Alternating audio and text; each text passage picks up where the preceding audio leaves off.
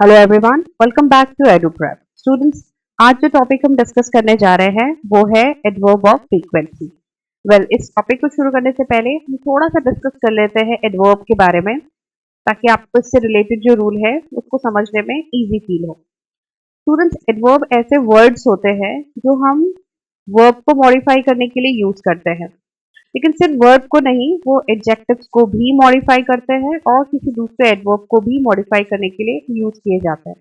ठीक है, यहाँ क्योंकि हम स्पेशल कैटेगरी की बात कर रहे हैं जो कि है एडवर्ब ऑफ फ्रीक्वेंसी, तो उससे रिलेटेड जो कंसेप्ट आप आगे देखेंगे उसके लिए एक चीज जो समझना बहुत जरूरी है वो मैं आपको यहाँ बताने जा रही हूँ। तो मैं यहाँ नोट में आपको दे रही हूँ, वो ध्यान रखना है आपको।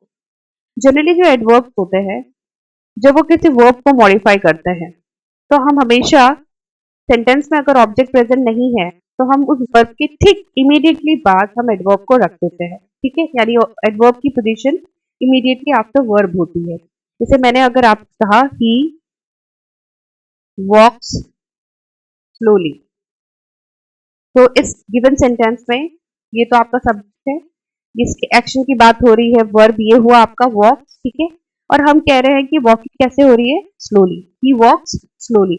अब ये जो वर्ड है आपका स्लोली, ये जो वर्ड है ये किसको मॉडिफाई कर रहा है, वॉक, यानी इस वर्ब को। और जब क्योंकि सेंटेंस में कोई और ऑब्जेक्ट नहीं है, इसीलिए हम वर्ब के इमीडिएटली बाद स्लोली को प्लेस करेंगे। यानी एडवर्ब जो है, जब ऑब्जेक्ट नहीं होगा तो हम हमेशा एडवर्ब को वर्ब के इमीडिएटली बाद प्लेस करते हैं। ठीक है, आपको यही कॉन्सेप्ट यहाँ पे याद रखना। लेकिन एडवर्ब ऑफ फ्रीक्वेंसी, अभी आप देख रहे हो कि हमने क्या किया है, वॉक के पीछे स्लोली को यानी एडवर्ब को यूज किया है। लेकिन यहाँ पे एक एक्सेप्शन है जो अभी हम यहाँ आगे रूल में डिस्कस करेंगे। तो हम चलते हैं हमारे रूल की तरफ। पहले बात कर लेते हैं एडवर्ब ऑफ फ्रीक्वेंसी की। मैंने अभी आप थोड़ी देर पहले कहा था कि एडवर्ब ऑफ फ्रीक्वेंसी यूजुअली ऐसे एडवर्ब्स होते हैं जो आपको ये बताते हैं कि कोई भी एक्शन कितना ऑफन हुआ है, कितनी बार, कितनी लगातार हो रहा है। ठीक है, means an adverb of frequency describes you how often an action happens. Clear?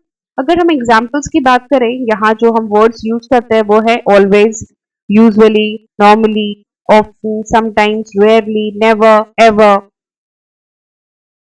ठीक है, इस तरीके से बहुत सारे वर्ड्स है जो हम डेली यूज करते हैं। इनफैक्ट आप डेली वर्ड भी यहाँ पर यूज कर सकते हैं, फ्रीक्वेंटली वर्ड यूज हो सकता है। ये सारे वर्ड्स एडवर्ब ऑफ फ्रीक्वेंसी में हम काउंट करते हैं। अब आपको ये याद रखना है, जैसे कि आप एग्जाम्पल देख रहे हैं, फर्स्ट, सारा always goes out on Saturday evening. अब ये आपको ये बताता है कि कोई भी एक्शन कितना फ्रीक्वेंटली हो रहा है। हमने क्या कहा है फर्स्ट एग्जाम्पल में, सारा always goes out on Saturday evening. ठीक है, वो हर सैटरडे इवनिंग को जाती है, बाहर जाती है। तो अब हमने यहाँ पे ये जो ऑलवेज दिया है, ये आपको क्या शो कर रहा है, हमेशा।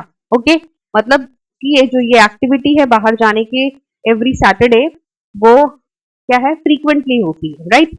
इसी तरीके से अगर दूसरा एग्जाम्पल आप देख रहे हैं तो यहाँ पे क्या दिया है, बेन एंड एमा often go for lunch together.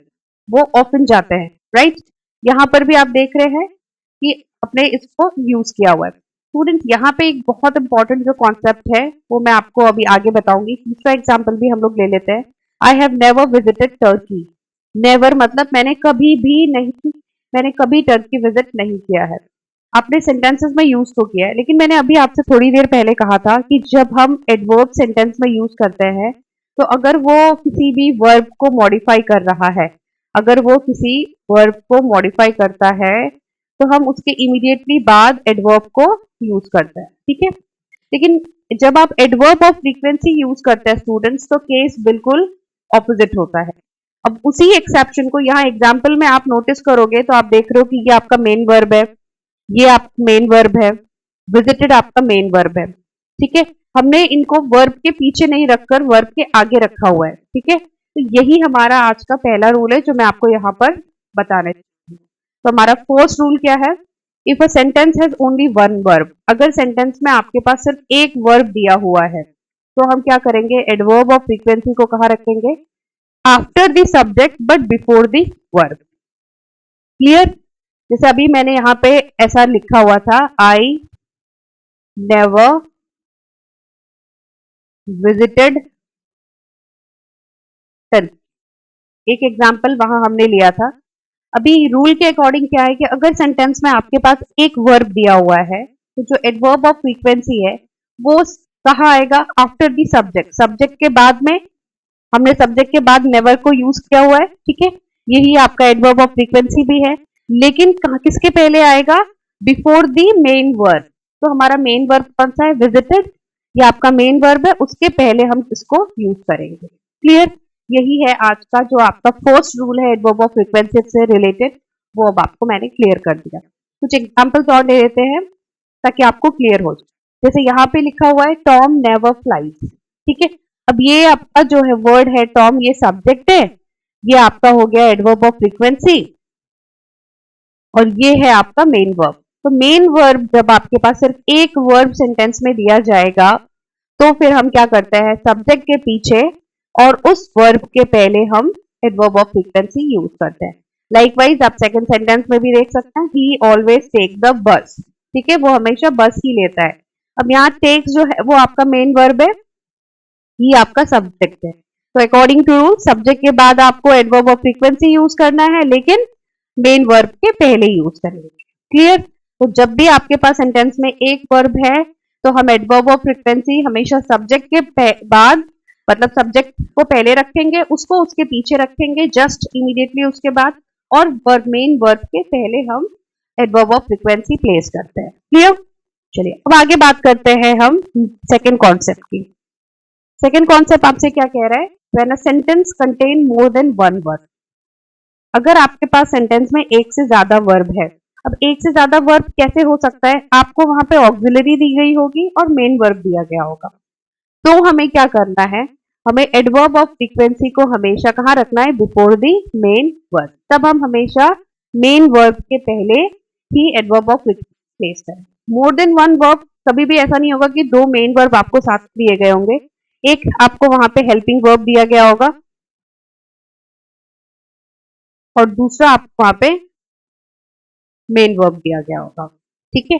इसको समझने के लिए कुछ एग्जांपल्स ले लेते हैं, जैसे कि they have often visited Europe. अब यहाँ पे आपके पास ये तो दे सब्जेक्ट दिया हुआ है, हैव आपका हेल्पिंग वर्ब है, ऑफन आपका एडवर्ब ऑफ फ्रीक्वेंसी हो गया, और ये है आप विजिटेड जो मेन वर्ब। तो रूल के अकॉर्डिंग ये हो गया हमारा हेल्पिंग वर्ब, ये हो गया हमारा मेन वर्ब, एंड रूल के अकॉर्डिंग हमें क्या करना है? अगर हमारे पास मोर देन वन वर्ब है तो एडवर्ब ऑफ फ्रीक्वेंसी हम कहाँ रखेंगे? मेन वर्ब के ठीक पहले। यानी कि मेन वर्ब आपका विजिटेड था तो हम उसके इमीडिएटली पहले क्या यूज करेंगे? Adverb of frequency. क्लियर? ठीक इसी तरीके से सेकेंड एग्जाम्पल में आप देख सकते हैं, he is often late for work, ठीक है। अब यहाँ पर लेट आपका मेन वर्ब है, इज आपका हेल्पिंग वर्ब है, तो हमें मेन वर्ब के पहले एडवर्ब ऑफ फ्रीक्वेंसी को प्लेस करना है। क्लियर? तो दोनों ही कॉन्सेप्ट जो है उसमें ये जो पोजीशन है एडवर्ब ऑफ फ्रीक्वेंसी की वो बहुत इंपॉर्टेंट है। और अगर इन दोनों ही रूल्स को अगर हम समराइज करते हैं तो सिंपल सी बात ये है कि एडवर्ब ऑफ फ्रीक्वेंसी हमेशा मेन वर्ब के पहले यूज किए जाते हैं। क्लियर? जब आपके पास सिंगल वर्ब होगा तब तो कोई प्रॉब्लम ही नहीं है, जब दो वर्ब आपके पास दिए हैं तो आपको हेल्पिंग वर्ब को कंसीडर नहीं करना है, आपको मेन वर्ब के पहले, इमीडिएटली पहले हमें उन्हें यूज करना है। क्लियर? आई होप कि आपको ये रूल क्लियर है। इसी तरीके से मिलेंगे एक नए रूल के साथ अपने नेक्स्ट वीडियो में। Thank you students.